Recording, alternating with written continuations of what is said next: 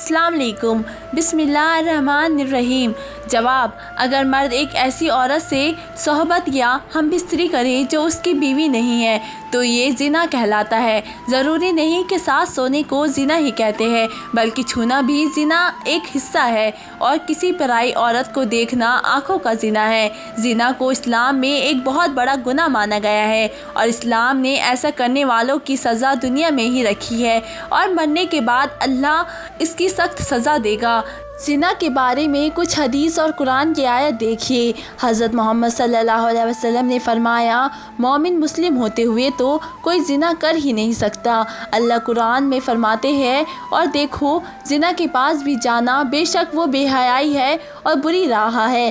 اگر زنا کرنے والے شادی شدہ ہو تو کھلے میدان میں پتھر مار مار کر مار ڈالا جائے، اور اگر کنوارے ہو تو 100 کوڑے مارے جائے۔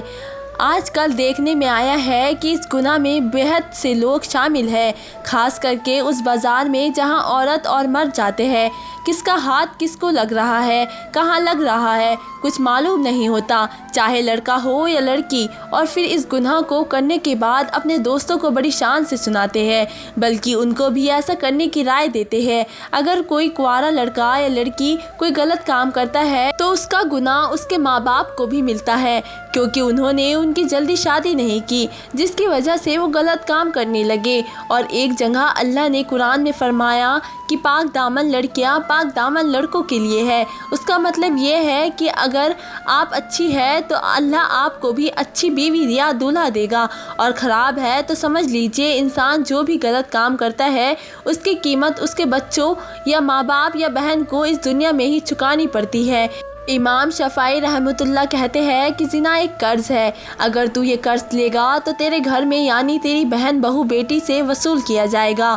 دوستو، اس کبیرہ گناہ کی اور بھی سزائیں ہے، اس لیے خود بھی بچو اور اپنے دوستوں کی بھی بچاؤ۔ اگر آپ نے یہ قصہ اپنے دوست اور سہیلی کو سنایا اور اس کے دل میں بھی ایسا کرنے کی بات آ گئی اور اس نے وہ کام کر لیا تو اس کا گناہ آپ کو بھی ملے گا، کیونکہ آپ ہی اس کو غلط راستہ دکھایا ہے، اور آپ کے دوست آگے بھی جتنے لوگوں کو غلط راستہ دکھائیں گے ان سب کا گناہ آپ کے کھاتے میں آئے گا۔